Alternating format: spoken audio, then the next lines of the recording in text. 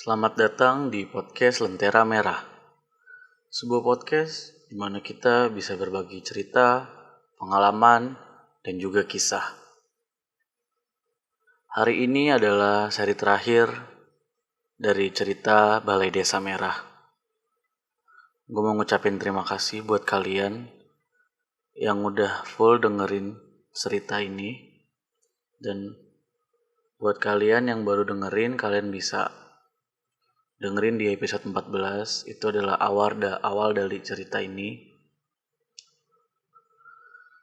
Ya, seperti biasa, sebelum gue mulai ceritanya, gue mau ngingetin buat jangan lupa untuk subscribe, jangan lupa juga untuk like, terus share juga video biar teman-teman kalian atau orang terdekat kalian bisa dengerin podcast ini juga. Dan jangan lupa juga untuk klik lonceng notifikasi biar kalian tahu update terbaru dari kami. Dan untuk Mas Adi, terima kasih untuk cerita Balai Desa Merahnya karena telah memberikan izin buat podcast ini untuk menceritakan kisah seramnya ini. Lalu sebelum kita mulai, mari kita dengarkan yang mau lewat satu ini.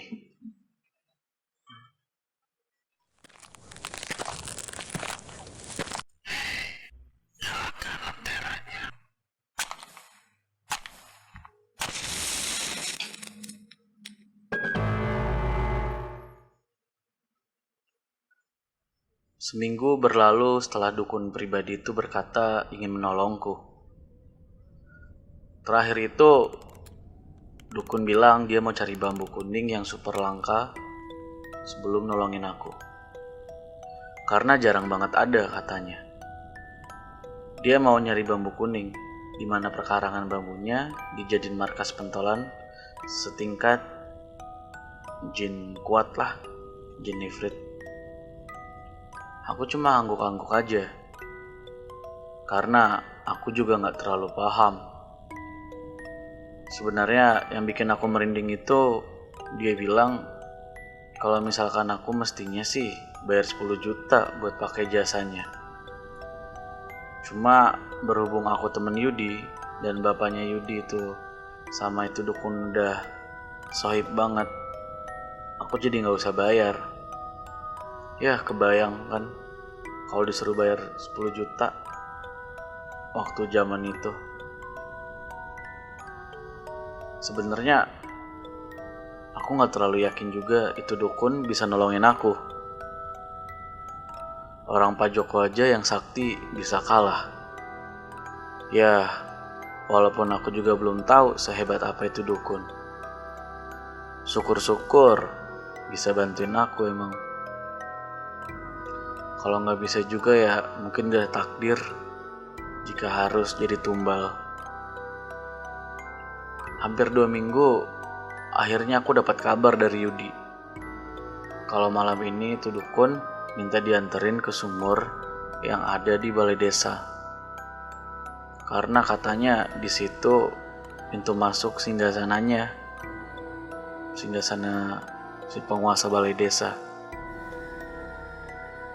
Pas Yudi bilang sumur, aku jadi inget si Indra yang pernah ajakin aku ke sumur dengan wajah yang meleleh dan penuh darah itu. Terakhir penampakan si Indra aku lihat pas di pasar setan. Dia lagi di kerangkeng sama anak-anak yang lain. Setelah aku sanggupin buat antar itu dukun, akhirnya kita janjian di rumah Yudi hari ini. Sepulang sekolah, aku langsung cabut ke rumah Yudi. Aku berangkat dari rumah Yudi naik motor, boncengin Mbah Dukun yang irit bicara ini. Iya, Mbah Dukun ini jarang sekali berbicara. Beda sama Pak Joko yang hobi ngobrol. Si Dukun ini diem-diem aja, gak nanya gak apa. Padahal perjalanan lumayan jauh. Sesampainya di balai desa, aku mau izin pulang. Aku malas berlama-lama di balai desa.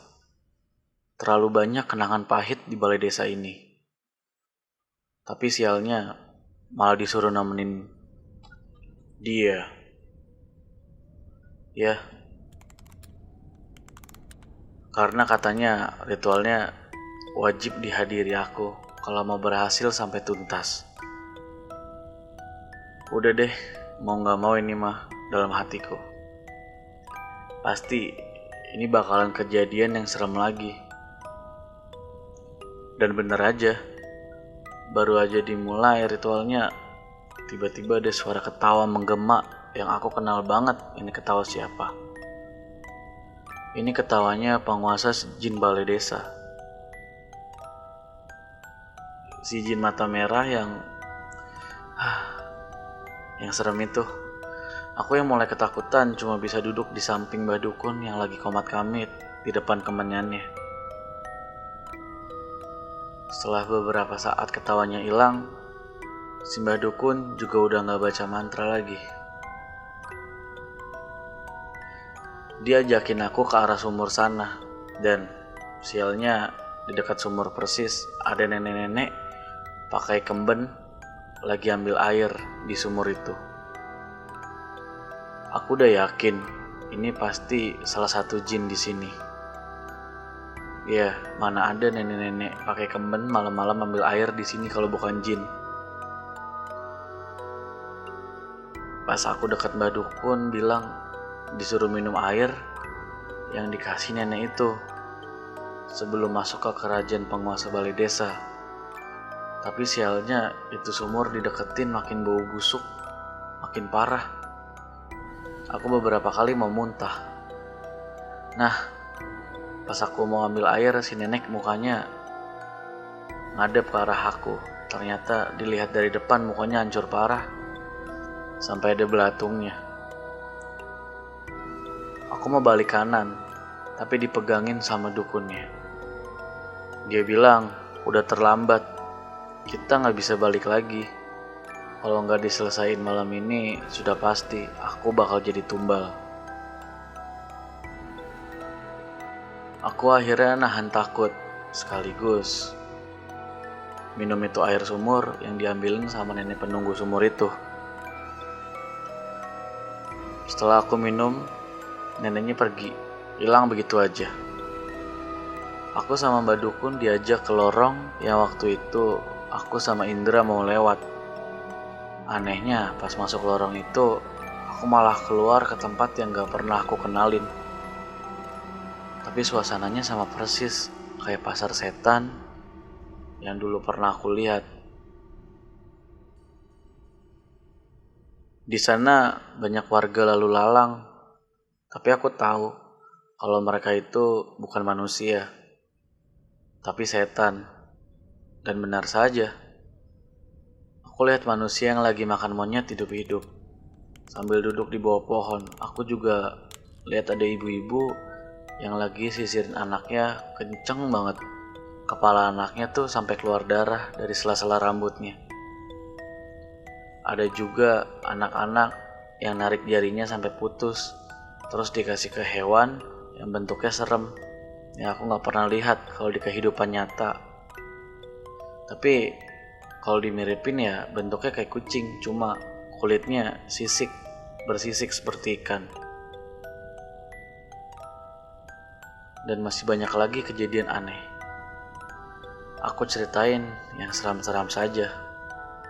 Aku takut, cuma karena udah gak bisa mundur ya mau gimana lagi kan. Gak lama perjalananku sampai di depan gerbang yang aku familiar banget. Ini gerbang balai desa. Ditambah penjaganya raksasa yang cuma kelihatan kakinya saja.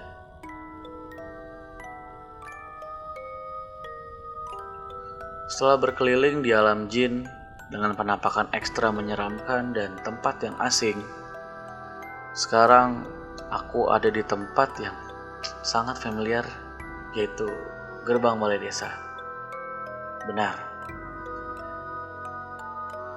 Semenjak penampakan pertama kalinya si jin balai desa ini, maksudku jin raksasa ini, emang yang paling kuat aura intimidasinya.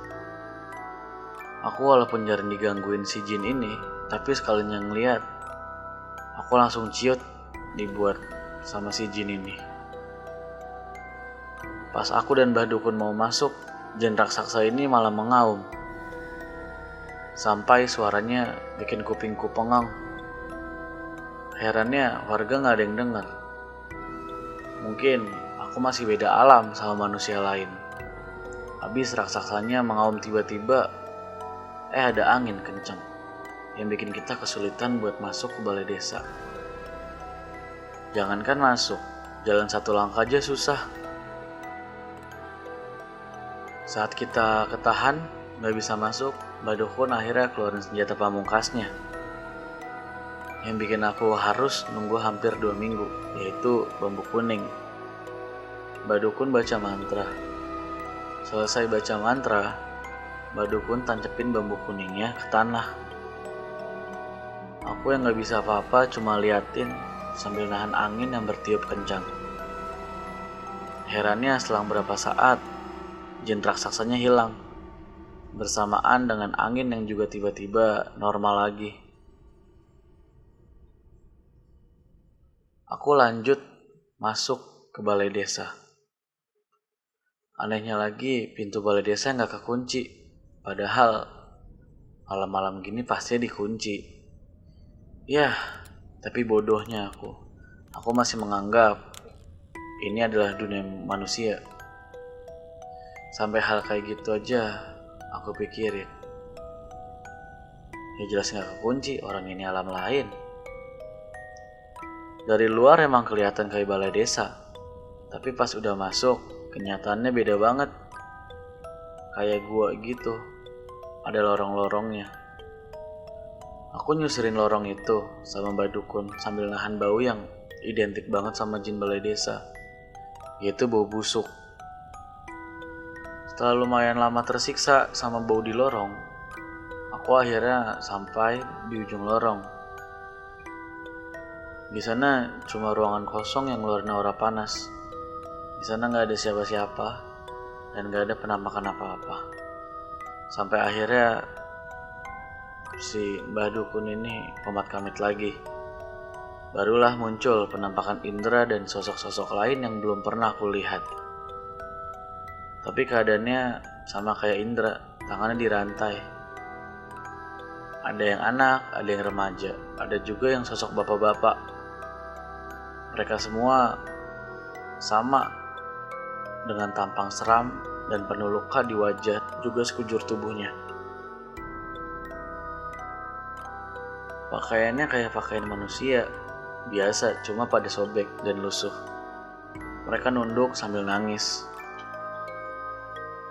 Aku yakin mereka itu adalah tumbal-tumbal yang berhasil dijadikan budak oleh penguasa balai desa. Karena mereka bukan jin yang biasa gangguin aku. Suara rintihan mereka saling bersautan. Jadi ngedengarnya tuh sedih sekaligus serem sama penampakan mereka. Aku sampai tutup mata dan kuping saking gak mau denger dan lihat mereka. Sesaat kemudian, tiba-tiba semuanya hening. Dan tiba-tiba juga muncul penampakan jin yang tidak asing lagi buat aku. Siapa lagi kalau bukan penguasa balai desa? Aura panasnya, matanya yang merah, kukunya yang panjang, dan bara api yang ada di tubuhnya seketika bikin jin Indra dan lainnya takut. Sampai mereka akhirnya duduk bersimpuh di depan penguasa balai desa. Tapi yang bikin aku kaget bukanlah kejadian ini. Bukan soal kedatangan si jin penguasa balai desa ini. Melainkan kata-kata Mbah Dukun yang bikin aku syok seketika. Wahai iblis, aku antarkan anak ini sebagai tumbalmu malam ini. Kata Mbah Dukun. Itu benar-benar bikin aku syok dan lemas seketika. Maaf nak, dari awal saya sudah berniat mengantarmu ke iblis ini. Karena dukun bodoh mana yang mau melawan iblis kuat seperti dia? Kata Mbah Dukun lagi yang sebenarnya pakai bahasa Jawa.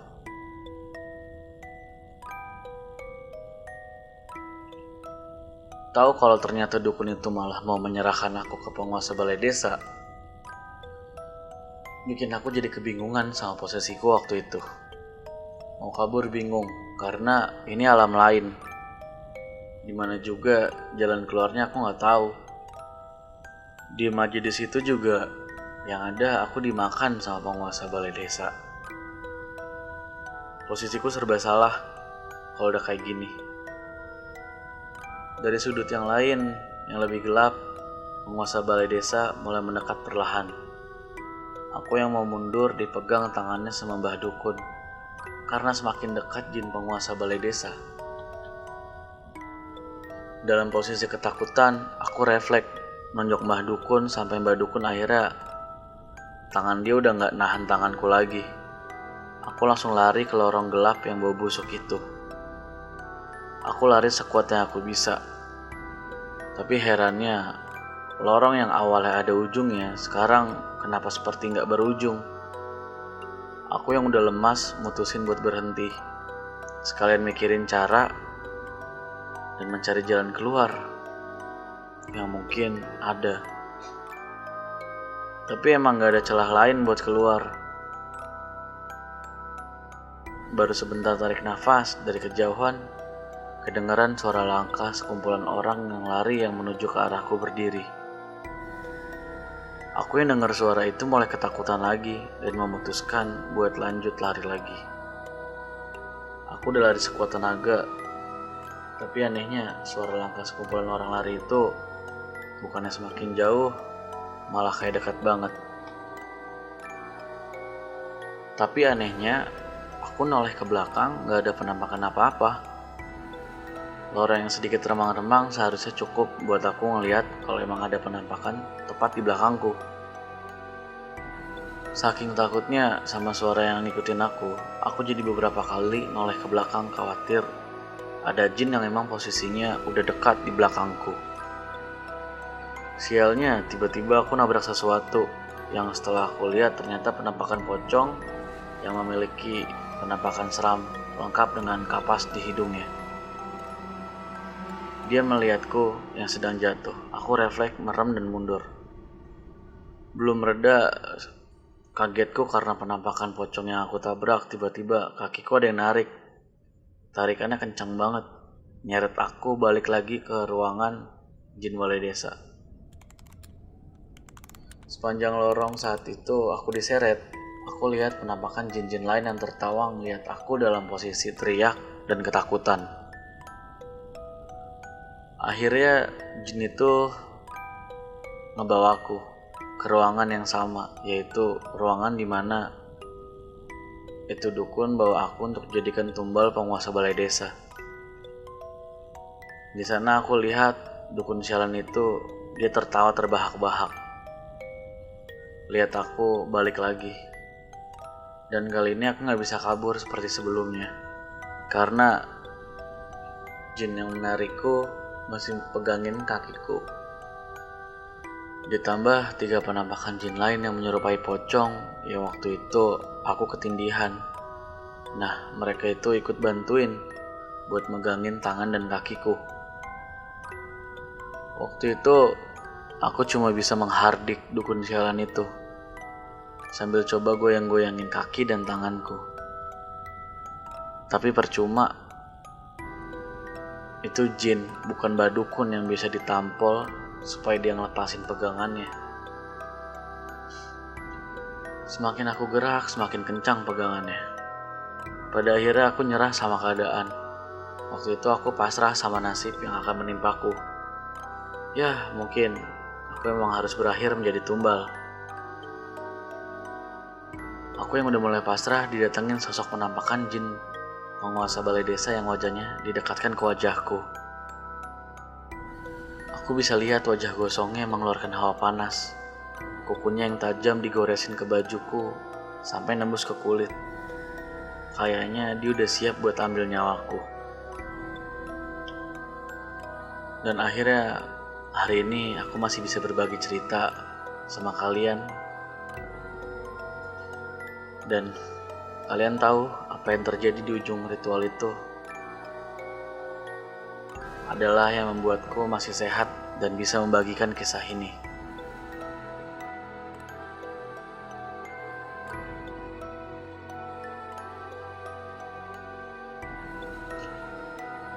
Perlahan aku membuka mata. Awalnya terasa gelap, bahkan ketika mataku sudah setengah terbuka, masih belum terlihat apapun. Aku masih berusaha melihat. Ku buka lebih lebar lagi mataku agar aku bisa melihat sekeliling. Perlahan, terlihat aku ada di sebuah ruangan dengan cahaya terang tepat di depanku. Kini aku bisa melihat jelas bahwa cahaya itu adalah cahaya lampu. Aku sekarang terbaring di sebuah kasur. Dan tepat di sisiku ada seorang wanita parubaya yang aku kenal. Ya, ibuku tampak tertidur di sampingku, sambil tangannya dijadikan bantal olehnya. Sebenarnya, apa yang terjadi? Bukankah ingatanku terakhir, aku masih ada di alam lain bersama dukun sialan dan penguasa balai desa itu? Kenapa aku tiba-tiba ada di kamar rumah sakit, lengkap dengan infus di tanganku? Aku perlahan membangunkan ibu. Ibu yang tahu aku sudah siuman refleks memelukku, dan tak henti-hentinya bersyukur. Aku yang masih bingung dan tidak tahu apa yang terjadi sebenarnya hanya diam saja. Tapi aku merasa tubuhku memang seperti sedang sakit. Dan benar saja, ada bekas lebam tepat di depan dada. Entah kenapa muncul lebam di situ. Ibu memanggil semua orang yang menunggu di luar kamar. Tak lama, nenek dan pamanku masuk. Ditambah satu lagi orang yang aku kenal. Seorang lelaki yang memakai pakaian ustadz baju koko dengan peci menutup rambutnya. Mereka semua mengucapkan syukur karena aku sudah sadar dari tidur panjangku yang hampir 2 minggu aku tak sadarkan diri. Aku tahu dari nenek yang mengucapkan itu setelah mengucapkan kalimat syukur ya. Namun aku merasa aku baru semalaman ke balai desa. Ya untukku menyelesaikan proses ritual tumbalnya. Tapi bagaimana bisa 2 minggu? Kenapa jaraknya bisa begitu lama? Tanyaku dalam hati. 3 hari berlalu, setelah aku siuman, dokter berkata aku sudah boleh pulang. Sebenarnya, dari awal aku masuk rumah sakit, dokter sudah bilang kepada ibu untuk membawaku pulang saja, karena tidak ada diagnosis penyakit apapun di dalam tubuhku. Hanya ada bekas lebam yang diduga karena kekurangan zat besi. Akhirnya aku pulang ke rumah nenek. Rumah yang teramat dekat dengan balai desa, tempat terakhir yang aku ingat. Setelah sampai rumah nenek mengantarku di ruang kamar. Ibu sempat menemaniku sebentar sambil membawa beberapa snack dan buah. Sampai akhirnya pria yang berpakaian seperti ustadz itu hadir dan meminta izin kepada ibu untuk berbicara 4 mata denganku. Sebelum ibu pergi, ibu memperkenalkan pria itu. Pria itu bernama Ustadz Muri. Beliau adalah ahli ruqyah yang cukup terkenal di Jakarta. Ibu memintanya datang ke kampungku khusus untuk menolongku yang sudah lama tidak sadarkan diri. Akhirnya tinggallah kami berdua di kamarku. Ustadz itu bertanya, apakah aku masih sakit pasca kejadian di balai desa? Aku menjawab masih terasa sakit sedikit. Lalu Ustadz itu berkata, apakah saya sholat 5 waktu? Dia berkata orang yang jauh dari sang penciptanya adalah sasaran empuk dari makhluk-makhluk jahat yang ingin mengganggu manusia. Dia mengajarkanku mulai ini dan seterusnya untuk sholat 5 waktu di masjid. Setelah sedikit tausiah, Ustadz itu berkata bahwa menurut cerita penduduk, aku ditemukan 2 minggu lalu dengan kondisi lusuh dan ada bekas lebam di dada, juga tidak sadarkan diri. Lalu aku dibawa ke rumah nenek dan diobati oleh semua orang pintar yang ada di desa, tapi tidak berhasil. Lalu khawatir terjadi apa-apa yang berhubungan dengan medis, maka ibu dan nenekku membawa ke rumah sakit. Dan di sana dokter juga tidak bisa banyak membantu. Sampai akhirnya Ustadz Muri datang dan meruqyahku hampir 8 jam lamanya. Baru esoknya aku sadarkan diri. Malamnya ketika diruqyah yang awalnya aku terpejam, tiba-tiba saja aku terbangun sambil teriak kesakitan. Teriakanku sampai mengganggu pasien di ruangan yang lain, saking kencangnya. Setelah beberapa kali melakukan perlawanan, aku akhirnya bisa tenang dan kembali tidak sadarkan diri. Dan bisa ditebak besoknya aku sadar. Aku bertanya kepada Ustadz bahwasannya aku tidak pingsan selama itu harusnya. Karena aku yakin betul jarak antara aku siuman dengan kejadian di balai desa tidak mungkin selama itu. Yang aku pikir itu hanya selisih 1 malam. Tapi pernyataan nenek dan warga membuatku mau tidak mau mempercayai mereka bahwa aku sudah tidak sadarkan diri selama itu. Lalu aku bercerita tentang kejadian malam sebelum aku siuman, di mana bertepatan ketika aku diruqyah. Aku bercerita kepada Ustadz. Malam itu aku ada di alam arwah dan siap dijadikan tumbal. Ya, tumbal penguasa jin balai desa yang sudah siap menusukkan kukunya yang tajam di perutku. Lalu tiba-tiba saja jin balai desa urung melakukannya. Malah dia teriak kepanasan. Saat itu juga aku mendengar lantunan ayat suci yang dibacakan oleh seorang laki-laki. Tak lama jin balai desa hilang dan menyisakan indera CS yang membuka lebar mulutku dan memaksa masuk secara bersamaan sampai aku merasa mulutku mau robek. Sampai situ aku tidak ingat apa-apa lagi. Dan aku juga bercerita tentang dukun sialan itu dan juga Yudi dan keluarganya. Namun Ustadz menyangkal bahwa tidak ada anak bernama Yudi yang datang ke rumah dalam kondisi pingsan sehabis diganggu di rumah. Herannya ketika aku masuk sekolah, aku juga tidak punya teman yang bernama Yudi.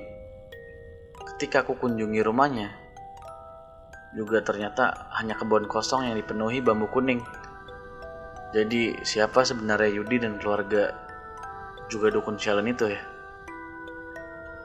Dan dapat kabar juga ternyata Mbah Ngadiman wafat berbarengan ketika aku ditemukan tak sadarkan diri di sumur balai desa. Apa yang terjadi dengan Mbah Ngadiman?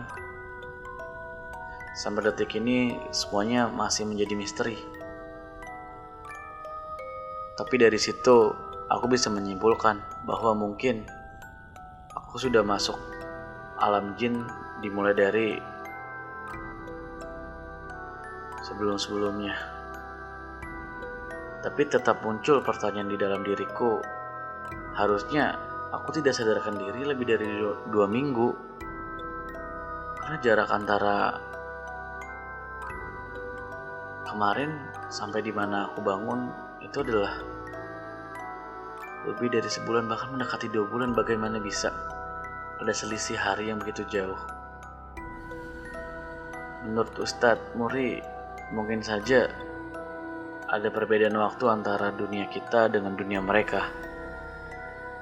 Jadi jangan dibuat pusing. Ustadz menyarankan aku untuk pindah ke Jakarta setelah lulus SMA. Dan setelah aku lulus SMA, aku langsung pindah ke Jakarta.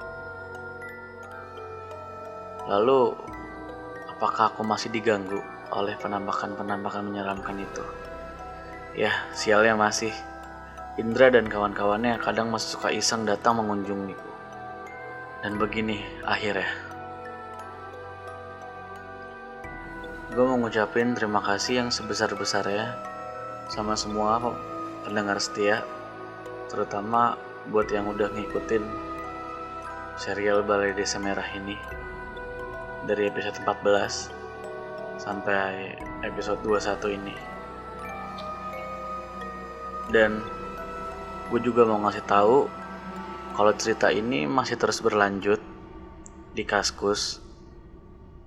Gue bakal ngasih linknya di kolom deskripsi.